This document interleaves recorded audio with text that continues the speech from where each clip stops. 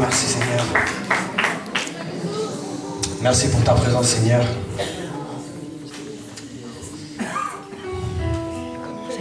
C'est vraiment beau ce soir. Je tiens à vous le dire parce que des fois on oublie combien on compte aux yeux de Dieu. On est la gloire de Dieu. Vous êtes la gloire de Dieu. Dieu, quand il vous regarde, il est fier. Et vraiment, là, on va bientôt conclure. Et je veux partir avant que vous sachiez vraiment à quel point Dieu vous aime. Je ne sais pas par quel moment tu es en train de passer ici ce soir. Peut-être que tu es venu par la foi, vraiment. Mais sache que si tu es ici, c'est pas pour rien. Dieu a de grandes choses pour ta vie.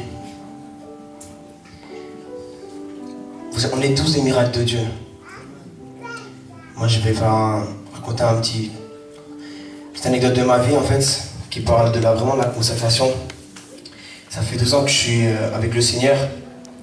Et ma mère s'est rendue à Jésus lorsque j'avais 15 ans. Et c'était vraiment une époque par laquelle je passais que j'étais vraiment esclave du diable. Et ma mère s'est engagée avec le Seigneur par la foi. Mère célibataire, 5 enfants, 2 parents différents, 2 pères différents.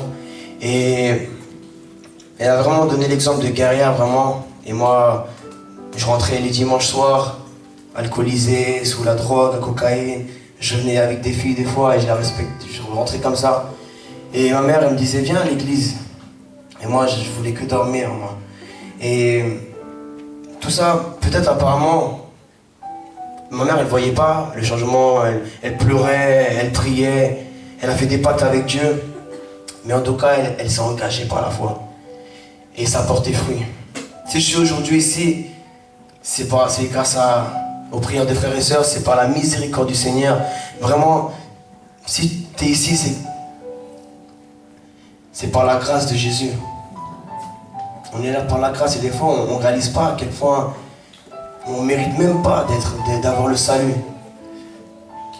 Pas vous, il y a des millions de versets, enfin des millions, beaucoup de versets dans la Bible qui parlent de beaucoup de choses qui viendront après un engagement, comme les récompenses, ou beaucoup de choses qui viennent des promesses que Dieu nous a données. Mais la plus belle chose que je veux vous faire méditer aujourd'hui, c'est sur la vie éternelle. Je ne sais pas si on réalise qu'avant on était morts. On était morts. Mais Jésus nous a donné la vie éternelle. Et c'est quelque chose de beau et des fois on sent... Si vraiment on est tous là, on doit remercier le Seigneur chaque jour. Ne te consacre pas plus avec le Seigneur parce que pour telle raison, pour des bénéfices, toi, fais-le pour amour, car Jésus, il est venu juste par amour à toi. Pourquoi? Comment? Par amour. Comment? Par obéissance. Ma mère a prié et à mes 19 ans, le Seigneur s'est manifesté en surnaturel dans ma vie. J'ai vécu une manifestation surnaturelle. D'habitude, je ne raconte pas ça, mais aujourd'hui, Dieu me met dans le cœur de le raconter. Moi, on m'a fait du vaudou, on m'a fait de la sorcellerie. Et je ne croyais pas. Enfin, on vit dans un milieu où c'est pas très commun tout ça. Et un jour, j'étais avec des potes comme ça, et puis, ce jour-là, Dieu s'est manifesté, il m'a parlé. Je ne sais pas pour quelle raison, moi, j'étais personne. J'étais juste un jeune comme ça, perdu. Je croyais que j'avais pas d'espoir. Mais Dieu, il m'a regardé avec des yeux d'amour. Et vous tous, Dieu vous regarde avec des yeux d'amour. Tout à l'heure, ma soeur, elle disait qu'elle croyait que Dieu ne l'aimait pas, parce qu'il arrivait tellement de choses, mais on ne peut pas tout expliquer des fois. Dieu il permet des choses parce qu'il sait qu'est-ce qu'il fait, mais il nous aime plus que n'importe qui sur cette terre. Dieu est grand, mes frères et sœurs, et je crois qu'il faut qu'on commence à réaliser à quel point on est en train de vivre une guerre ici spirituelle. C'est pas un jeu, la vie, c'est vraiment réel. Et là, vraiment, en ce moment même où on parle, il y a des choses fortes qui se passent dans ce monde. C'est juste que comme on ne voit pas, on n'est pas percuté. Ici, tout à l'heure, on a pu louer le Seigneur. C'était magnifique, non? On a loué. La parole dit que là où le Saint-Esprit vient, il a la liberté. On a été libre des choses qu'on ne sait même pas de quoi on a été libre, mais on a été libre, c'était magnifique. Lorsqu'on attend le Seigneur, c'est la joie, on ne peut pas expliquer. Mais il y a des frères et sœurs dans le monde qui n'ont pas le même privilège que nous. Des fois, nous, on fait des chichis autant que jeunes, on veut aller dans le monde, on veut connaître, on sait même pas, on passe par tellement de choses, même autant que personne plus âgée, enfin, de tout. On est tous vraiment dans la même situation, dans le même bateau. Et je voudrais vous parler de frères et sœurs qu'on ne parle pas beaucoup justement dans ce monde, qu'on appelle souvent les chrétiens de l'ombre. Je ne sais pas si vous avez déjà entendu parler de vos frères et sœurs dans l'ombre. On ne parle pas trop. Là-bas, ici dans l'Occident, votre prédicateur, on voit comme une star, tout ça, ici dans l'Occident, c'est voilà. Mais là-bas c'est pas pareil là-bas. Et je pense qu'il faudrait qu'on commence à prendre conscience vraiment dans le monde qu'on vit vraiment. Je vais montrer une vidéo et je vous invite à vraiment méditer et être sensible à l'esprit.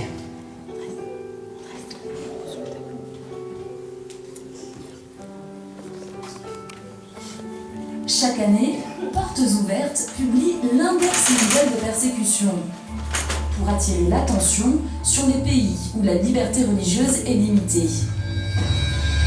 L'index se base sur des rapports objectifs, récoltés dans différents points du globe. Il liste les 50 pays où les chrétiens subissent les plus graves discriminations. Ceux qui jouissent de la liberté religieuse peuvent utiliser cet outil et apporter un soutien aux chrétiens qui sont persécutés en raison de leur foi. Voici 4 pays qui figurent sur cette liste. Au Maroc, se convertir au christianisme est mal vu et promouvoir la foi chrétienne est interdit. Les autorités marocaines expulsent les chrétiens étrangers à cause de leurs croyances. Au Pakistan, la religion est sévèrement contrôlée. L'islam est la religion d'État. Les lois sur le blasphème sont utilisées pour réduire au silence les non-musulmans, malgré les mises en garde de la communauté internationale. Parmi les pays où la persécution est la plus sévère, l'Iran. Selon l'interprétation juridique de la charia, tout musulman qui se convertit au christianisme devrait être condamné à mort. Il existe des églises clandestines. Ceux qui s'y réunissent sont souvent arrêtés par la police et battus.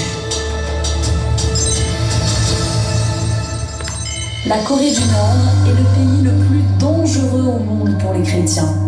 Ici, chacun doit adorer le dirigeant de la nation comme un dieu. Pour Kim Jong-il et son successeur Kim Jong-un, les chrétiens sont une menace pour le pays.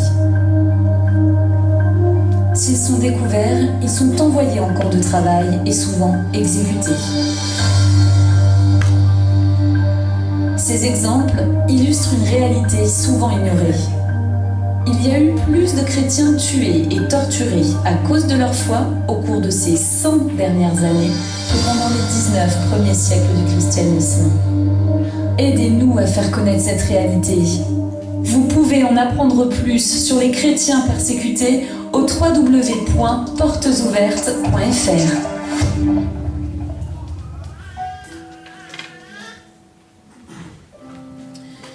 Voilà. Moi, la première fois que j'ai vu ça, moi je savais pas ça. La première fois que j'ai vu ça, j'étais étonné. Et j'ai été étonné même de moi, je me suis dit, parce que j'ai pas réalisé sur les coups, j'ai dit ça existe ça. Et j'ai dû le revoir une deuxième fois. Et je me suis dit non, mais il faut vraiment que je m'imagine vraiment que c'est mon frère, parce que j'ai des frères et sœurs, que c'est mon frère qu'on est en train de persécuter, parce qu'il y a beaucoup de vidéos que vous pouvez voir sur internet. Et vous allez voir, c'est vraiment fort tout ça. Et j'ai vu la deuxième, j'ai demandé à Seigneur, rends-moi sensible. Comment ça, je vois une vidéo comme ça et je suis pas touché, qu'est-ce qui se passe dans nos cœurs? On est endurcis, on se dit enfant de Dieu, mais de nos jours, il faut vraiment qu'on demande à Dieu qu'il nous rende un cœur sensible. Et ouais, là-bas, ils se posent pas la question si je suis Jésus. Non, là-bas, ils sont prêts à mourir pour Jésus, vraiment. Et là-bas, c'est dur. Ils sont prêts à mourir pour Jésus. Les pasteurs, ils prennent leurs filles pour les violer. Les pasteurs, ils les tuent, ils sont torturés. Et ici, nous, on fait des chichis parce que ils mettent le dimanche, qu'on doit venir peut-être des fois à 9h. Ah non, c'est trop tôt et tout. On fait des chichis, mais il faut qu'on arrête de jouer à l'évangile. Il faut qu'on arrête même de prêcher. Il faut qu'on commence à vivre l'évangile. Il faut qu'on vive la parole de Dieu. Jésus, il nous demande de nous engager à 100% pour lui. Mais pourquoi? Mais lui, il a d'abord fait. Il s'est donné toute sa vie, il a tout donné. Dieu s'est humilié, il a tout laissé pour nous. Et je crois qu'on n'est pas conscient. Ce soir, quand tu rentres chez toi, médite sur ça. Parce que même moi, on continue à comprendre la grâce de Dieu. Je crois qu'on finira de la comprendre en haut. Parce que c'est tellement grand, tellement beau qu'on n'imagine même pas.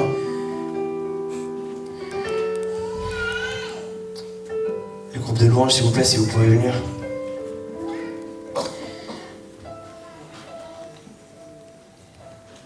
Si Jésus te dit de croire en lui, c'est parce qu'il a d'abord cru en toi. Jésus a cru en nous. Il a cru en nous. Il a cru en toi. Il a cru en toi. Il a cru en moi. Je vous donne même pas moi. Enfin, par exemple, imagine Dieu, il voit un garçon, il se drogue, il passe sa vie avec les filles, il passe sa vie à... Il ne respecte pas les gens, il vole. Et Jésus il dit, moi je crois en lui. Quand tout le monde te dit, tu ne vas jamais rien être dans la vie, Dieu te dit, tu seras quelqu'un demain. Quand les gens te disent, tu ne vaux rien, et Dieu te dit, tu comptes beaucoup pour moi. Tu n'as plus besoin d'appeler l'attention de n'importe quelle manière. Dieu t'aime comme tu es. Dieu t'aime comme tu es. Si tu as un enfant qui est perdu, si tu es une fille, s'il y a ton père, quelqu'un qui n'est pas dans les chemins du Seigneur, prie pour lui. Moi, je suis un témoignage vivant des prières de ma mère, des prières de personnes que je ne connais même pas. Dieu exauce les prières. Il suffit juste qu'on croit. Nous allons écouter cette chanson, Hosanna, et nous allons fermer les yeux et vraiment être humble devant le Seigneur et lui remettre tout. Rends tout aux mains du Seigneur Jésus. Donne-lui ta vie, comme ma soeur dit tout à l'heure. Laisse-le passer devant. Et toi, ne sois plus le copilote, toi. Va dans le coffre, tout derrière. Et laisse que Dieu te guide. Laisse que Dieu te guide.